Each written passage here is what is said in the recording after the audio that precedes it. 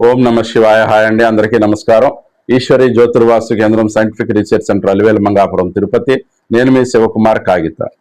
శ్రీ పరాభనామ సంవత్సర ఉగాది శుభాకాంక్షలు. సింహరాశి.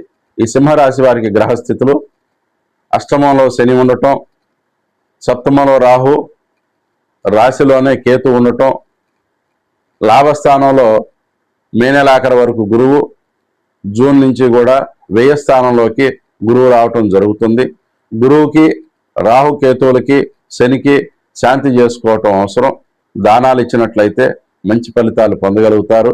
శనికి నల్ల నువ్వులు, గురువుకి శనగలు, కేతువుకి ఉలవలు, రాహువుకి మినుములు ఈ విధంగా దానం చేసినట్లయితే మంచి సత్ఫలితాలు పొందగలుగుతారు. ఈ సంవత్సరం వీరికి కొంత చిన్న చిన్న చిక్కులు ఉన్నప్పటికీ కూడా మనం అనుకున్న దాన్ని జీవితంలో సాధించుకోగలిగాము, ఒక మంచి పరిస్థితి రాగలిగాము. ఎన్నో ఆటంకాల నుంచి జీవితానికి ఒక మంచి మార్పు అయితే ఏర్పడింది అనేటువంటి పరిస్థితి వస్తుంది. శుభకార్యాలు నెరవేరుతాయి, ఆదాయపరంగా అనుకూలం ఉంది, గృహ ప్రయత్నాలు ఫలిస్తాయి.